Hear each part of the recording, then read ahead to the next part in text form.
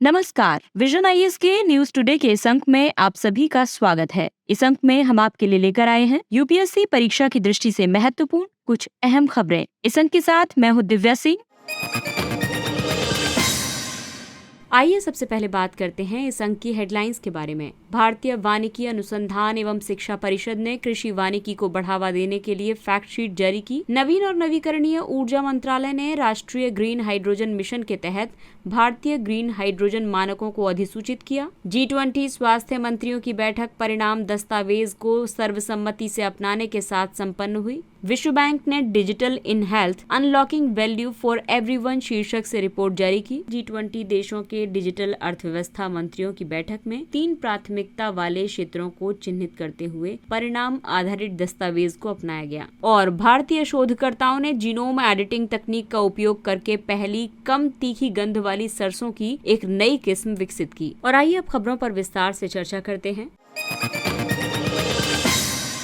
भारतीय वानिकी अनुसंधान एवं शिक्षा परिषद ICFRE ने कृषि वानिकी को बढ़ावा देने के लिए फैक्ट शीट जारी की है। इस फैक्ट शीट में 36 ऐसी प्रजातियों को सूचीबद्ध किया गया है जिन्हें अलग अलग कृषि जलवायु क्षेत्रों में उगाया जा सकता है। ICFRE यानी कि भारतीय वानिकी अनुसंधान एवं शिक्षा परिषद का मुख्यालय देहरादून में है।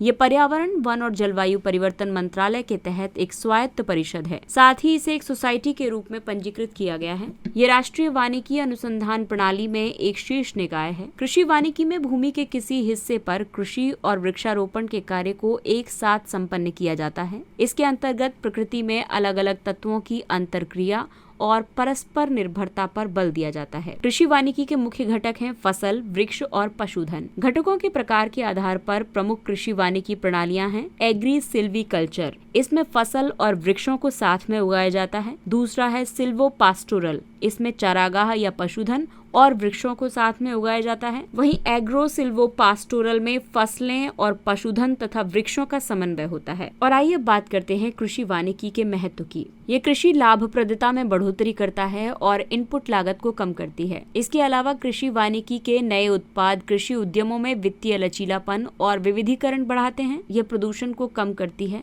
मृदा अपरदन पर रोक लगाती है और वन्य जीवों को पर्यावास की सुविधा प्रदान करती है। ये कार्बन प्रच्छादन में भी सहायक है। कार्बन प्रच्छादन के तहत कार्बन को वातावरण से हटाकर उसे ठोस अथवा द्रव रूप में संग्रहित किया जाता है। कृषि वानिकी के समक्ष और भी कई चुनौतियां हैं, जैसे कि वृक्षों द्वारा फसल का नकारात्मक रूप से प्रभावित होना, वृक्षों का लंबे समय में परिपक्व होना, वृक्षों पर रहने वाले पक्षियों से फसल की क्षति में वृद्धि होना, कुछ वृक्षों की पत्तियों से एलिलो केमिकल्स का मुक्त होना और बाजार तंत्र का अभाव। कृषि वानिकी को बढ़ावा देने के लिए और भी कई पहलें शुरू की गईं, जैसे कि राष्ट्रीय कृषि वानिकी नीति 2014, कृषि वानिकी पर उप मिशन यानी हर मेड़ पर पेड़ योजना। और आइए अब बात करते हैं अगली खबर की। नवीन और नवीकरणीय ऊर्जा मंत्रालय ने राष्ट्रीय ग्रीन हाइड्रोजन मिशन के तहत भारतीय ग्रीन हाइड्रोजन मानकों को अधिसूचित किया है। अधिसूचना में उत्सर्जन की एक उच्चतम सीमा को रेखांकित किया गया है। इस सीमा से कम उत्सर्जन करके उत्पादित हाइड्रोजन को ग्रीन हाइड्रोजन के रूप में वर्गीकृत किया जा सकेगा। जल को हाइड्रोजन और ऑक्सीजन में विभाजित करके हाइड्रोजन उत्पन्न किया जा सकता है और इसके लिए जीवाश्म ईंधन या फिर नवीकरणीय ऊर्जा का उपयोग किया जा सकता है। अधिसूचना के तहत ग्रीन हाइड्रोजन को परिभाषित किया गया है। ग्रीन हाइड्रोजन का उत्पादन नवीकरणीय ऊर्जा का उपयोग करके किया जाता है। इसमें विद्युत अपघटन या बायोमास रूपांतरण के माध्यम से उत्पादन करना शामिल होता है। बायोमास रूपांतरण वो प्रक्रिया है जिसके तहत हाइड्रोजन और बायोगैस दोनों का साथ साथ उत्पादन किया जाता है। इसमें उत्सर्जन सीमा वेल टू गेट उत्सर्जन यानी प्रति किलोग्राम हाइड्रोजन के लिए 2 किलोग्राम CO2 से ज्यादा नहीं होना चाहिए। इसके लिए नोडल प्राधिकरण है ऊर्जा दक्षता ब्यूरो, जो कि ग्रीन हाइड्रोजन उत्पादन परियोजनाओं की निगरानी करेगा और साथ ही उनके सत्यापन और प्रमाणन के लिए एजेंसियों को मान्यता भी प्रदान करेगा। नेशनल ग्रीन हाइड्रोजन मिशन की अगर हम बात करें तो इसका उद्देश्य भारत को ग्रीन हाइड्रोजन और इसके उपोत्पाद के उत्पादन यानी बाय प्रोडक्ट के उत्पादन, उपयोग और निर्यात के लिए एक वैश्विक केंद्र के रूप में स्थापित करना है। वर्ष 2030 तक इस मिशन से परिणाम प्राप्त करना अपेक्षित है।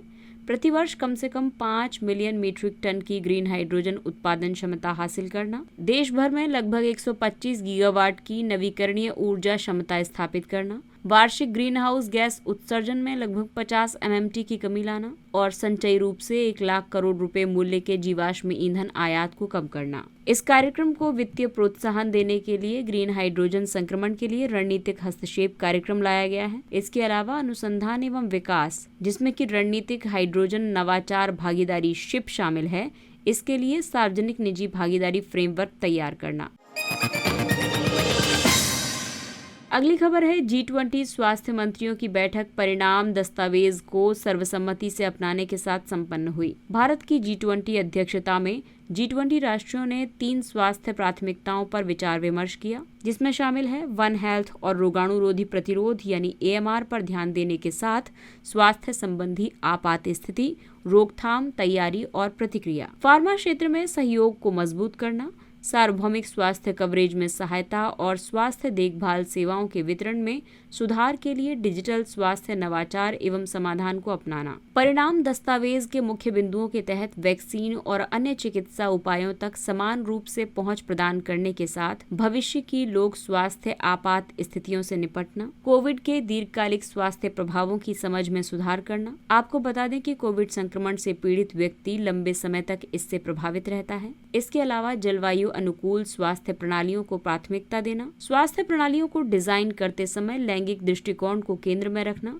G20 संयुक्त वित्त स्वास्थ्य कार्य बल के माध्यम से परस्पर संवाद को मजबूत करना। इस अवसर पर विश्व स्वास्थ्य संगठन और भारत की अध्यक्षता में G20 ने डिजिटल स्वास्थ्य पर वैश्विक पहल यानी GIDH की भी घोषणा की। GIDH भारत की G20 अध्यक्षता के तहत तीसरी स्वास्थ्य प्राथमिकता का महत्वपूर्ण घटक है। GIDH डिजिटल गुड्स और ज्ञान को साझा करने का एक मंच है। ये मंच देश की क्षमता को बढ़ावा देने और अंतर्राष्ट्रीय सहयोग को मजबूत करने में मदद करेगा। GIDH डिजिटल स्वास्थ्य और वैश्विक रणनीति 2020 से 2025 के कार्यान्वयन का समर्थन करने के लिए WHO प्रबंधित नेटवर्क के रूप में कार्य करेगा। आपको बता दें कि GIDH के 4 स्तंभ हैं। एक है देश के लिए आवश्यक ट्रैकर के तौर पर और दूसरा है राष्ट्रीय संसाधन पोर्टल। ये दोनों मिलकर संसाधन अनुकूल और देश की प्राथमिकताओं के साथ संरेखण करेंगे। वहीं तीसरा है ट्रांसफॉर्मेशन टूल बॉक्स और चौथा है आयोजन और ज्ञान का आदान प्रदान, जिसमें गुणवत्ता युक्त डिजिटल समाधान और मजबूत स्थानीय क्षमता पर बल दिया गया है।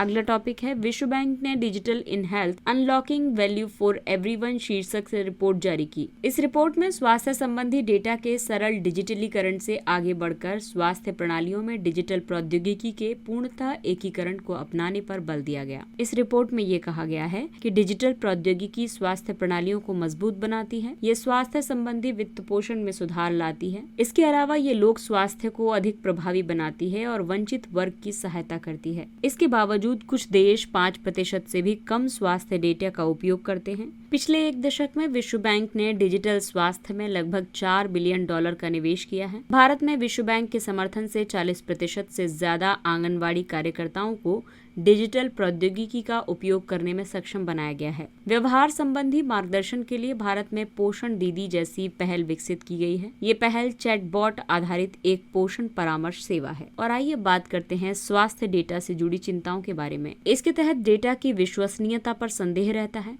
सूचना प्रौद्योगिकी समर्थन की कमी रहती है, अज्ञात तरीके मौजूद हैं जिनके माध्यम से प्रौद्योगिकी डॉक्टर रोगी संबंधों को बदल सकती है। इस रिपोर्ट में प्राथमिकता देने संबंधी सिफारिशें की गई हैं। इसके तहत स्वास्थ्य संबंधी चुनौतियों को हल करने और वंचितों तक पहुंच बनाने के लिए डिजिटल स्वास्थ्य हस्तक्षेप को प्राथमिकता देने की जरूरत है। साथ ही कनेक्ट के लिए ये कहा गया है कि बेहतर और निर्बाध स्वास्थ्य सेवाएं प्रदान करने के लिए अलग अलग क्षेत्रकों के भीतर और उनके बीच वैश्विक तथा क्षेत्रीय सहयोग, नेतृत्व एवं साझेदारी सुनिश्चित की जानी चाहिए। वहीं अगर हम पैमाने की बात करें तो सभी के लिए स्वास्थ्य देखभाल तक समान पहुंच सुनिश्चित करने के लिए डिजिटल कौशल और साक्षरता तथा वित्त पोषण के लिए सार्वजनिक निजी भागीदारी को बढ़ावा देने की जरूरत है।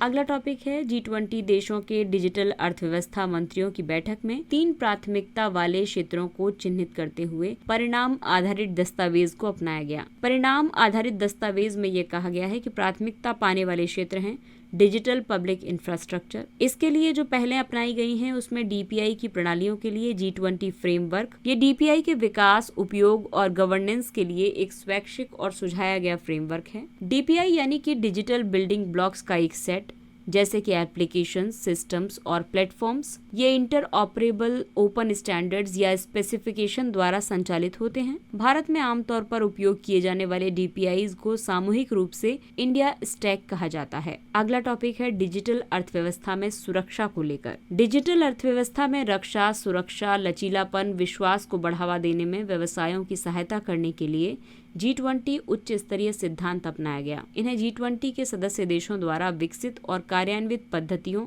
रणनीतियों और साधनों से लिया गया है। बच्चों और युवाओं की साइबर शिक्षा एवं साइबर जागरूकता से संबंधित G20 टूल किट को अपनाया गया है। इसका उद्देश्य बच्चों की निजता और व्यक्तिगत डेटा की सुरक्षा करना, बच्चों की गरिमा को बनाए रखना और उनके अधिकारों का सम्मान सुनिश्चित करना है। अगला टॉपिक है डिजिटल स्किलिंग के बारे में।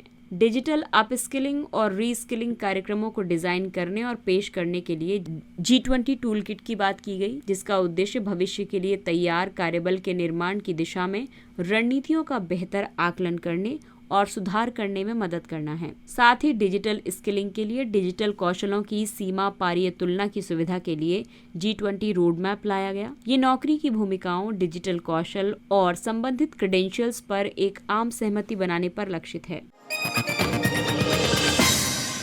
अगला टॉपिक जीन एडिटिंग से संबंधित है। भारतीय शोधकर्ताओं ने जीनोम एडिटिंग तकनीक का उपयोग करके पहली कम तीखी गंध वाली सरसों की एक नई किस्म विकसित की है। सरसों की ये नई किस्म कम तीखी गंध वाली है। इसका कारण ये है कि इसमें ग्लूकोसिनोलेट की मात्रा कम होती है। ये मात्रा स्वीकृत कैनोला क्वालिटी लेवल जो कि 30 भाग प्रति मिलियन या ppm शुष्क भार के अनुरूप है। 30 भाग प्रति मिलियन या ppm शुष्क भार को सरल शब्दों में 1 किलोग्राम में 30 मिलीग्राम भी कह सकते हैं। ग्लूकोसिनोलेट सल्फर और नाइट्रोजन युक्त यौगिकों का एक समूह है।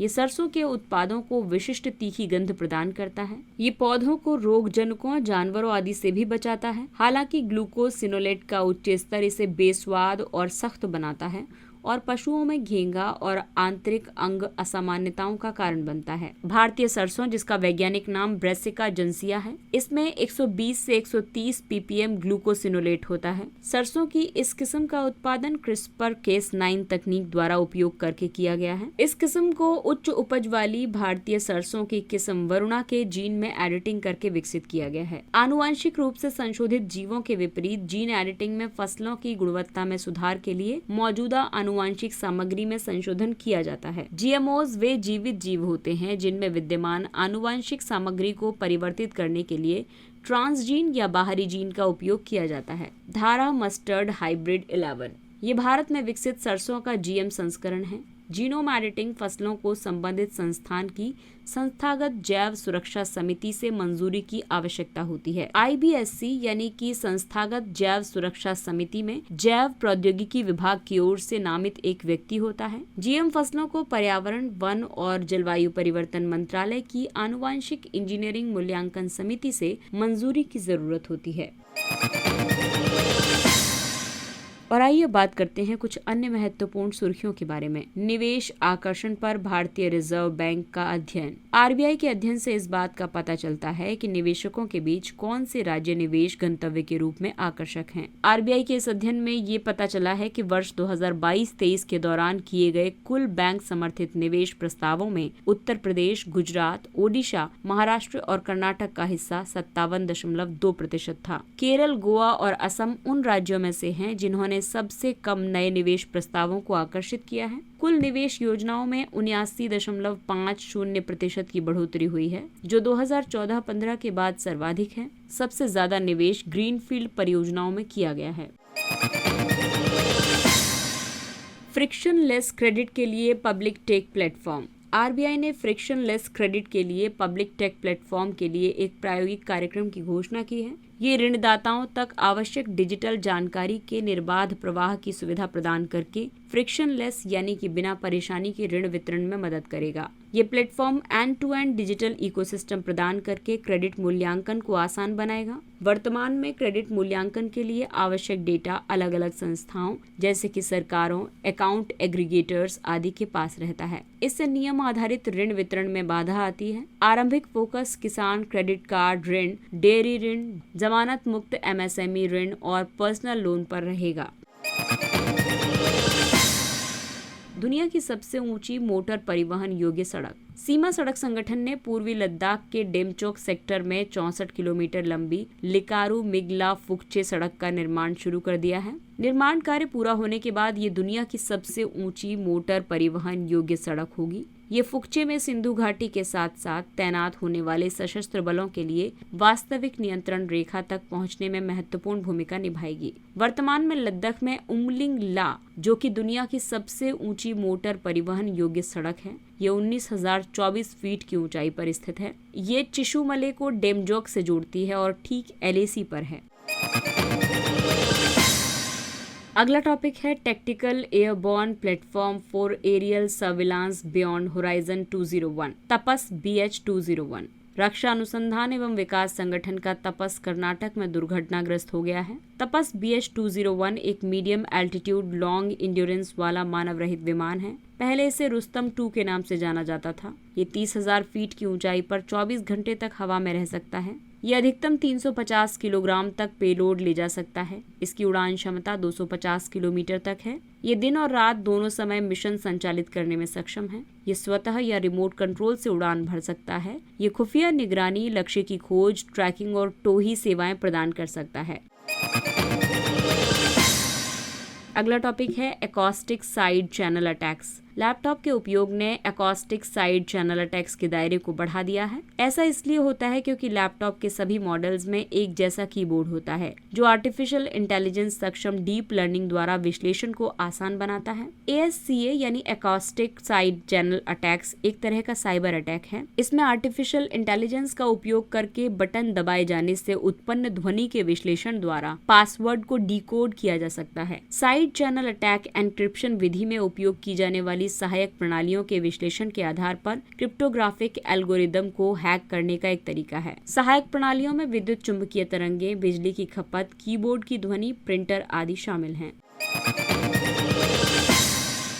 अगला टॉपिक है नमो 108 कमल। वैज्ञानिक तथा औद्योगिक अनुसंधान परिषद CSIR, राष्ट्रीय वनस्पति अनुसंधान संस्थान लखनऊ में नमो 108 नाम से कमल की एक किस्म का अनावरण किया गया। इसे CSIR की 1 वीक 1 लैब पहल के तहत प्रस्तुत किया गया है। 1 वीक 1 लैब पहल के तहत प्रत्येक प्रयोगशाला एक सप्ताह तक अपने इतिहास और वैज्ञानिक उपलब्धियों का प्रदर्शन करेंगी। कमल की इस किस्म की खोज कई साल पहले मणिपुर में की गई थी। ये भारत में कमल की एकमात्र ऐसी किस्म है जिसका जीनोम अनुक्रमण किया गया है। देश के अन्य हिस्सों में इसकी खेती को बढ़ावा देने के लिए बागवानी मिशन के तहत लोटस मिशन भी शुरू किया गया है।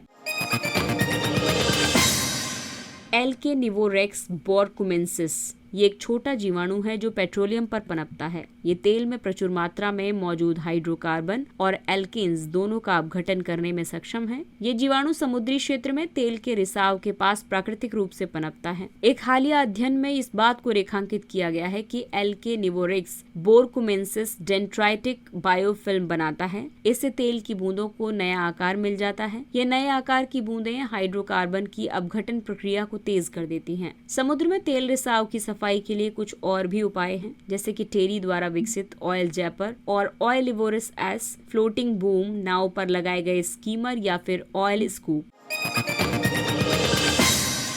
अगला टॉपिक है डिमॉन पार्टिकल या डीमन कण। शोधकर्ताओं ने स्ट्रोंटियम रूथेनेट धातु में डीमन कण की प्राप्ति का दावा किया। डिमॉन पार्टिकल्स के बारे में सबसे पहले भौतिक विज्ञानी डेविड पाइंस ने 1956 में बताया था। डेविड पाइंस का ये मानना था कि जब कोई इलेक्ट्रॉन किसी ठोस पदार्थ से गुजरता है तो कुछ अजीब व्यवहार करता है। यदि प्रणाली में ऊर्जा की पर्याप्त आपूर्ति की जाती है तो इलेक्ट्रॉन प्लाज्मोन्स नामक मिश्रित कणों का निर्माण कर सकते हैं। हालांकि प्लाज्मोन्स के निर्माण के लिए इतनी अधिक ऊर्जा की जरूरत होती है कि उसे कमरे के तापमान पर उत्पादित नहीं किया जा सकता है। पाइंस का डीमन कण इन सब का अपवाद भी है क्योंकि ये द्रव्यमानहीन होता है और इसमें कोई आवेश भी नहीं होता। साथ ही प्रकाश के साथ कोई अंतरक्रिया भी नहीं करता, इसलिए इसके निर्माण के लिए किसी अतिरिक्त ऊर्जा की जरूरत नहीं होती है।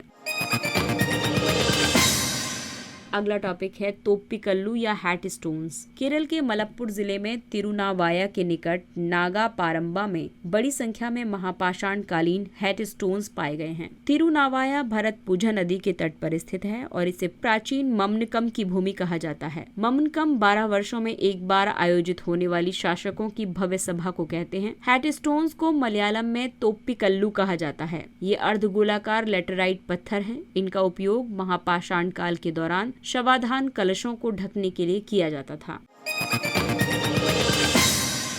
और आइए बात करते हैं अगली खबर की। उड़ान यानी कि उड़े देश का आम नागरिक योजना, इस पर नियंत्रक एवं महालेखा परीक्षक ने रिपोर्ट प्रस्तुत की है। रिपोर्ट में कहा गया है कि अनुमत हवाई मार्गों में से 52% मार्गों पर विमान सेवा शुरू नहीं हो सकी है। अधिक यात्री किराया वसूला जा रहा है। साथ ही अधिक व्यवहार्यता अंतराल वित्त पोषण यानी VGF प्रदान किया गया है। इस रिपोर्ट में ये कहा गया है कि मार्गों की व्यवहार्यता का आकलन करने के लिए उचित तंत्र बनाने की जरूरत। Regional air connectivity fund trust खातों का ऑडिट कार्य तुरंत CAG को सौंपा जाना चाहिए। रिपोर्ट में ये भी सिफारिश की गई कि चयनित एयरलाइन ऑपरेटर्स के प्रदर्शन का मूल्यांकन स्वतंत्र लेखा परीक्षकों यानी CAG द्वारा यानी ऑडिटर्स द्वारा किया जा सकता है। उड़ान योजना 2016 में लॉन्च की गई थी। ये बाजार संचालित योजना है जिसका उद्देश्य असेवित यानी नॉन सर्व्ड और अल्प सेवित यानी कि अंडर सर्व्ड हवाई अड्डों से क्षेत्रीय हवाई संपर्क को बढ़ाना और हवाई यात्रा को किफायती बनाना है।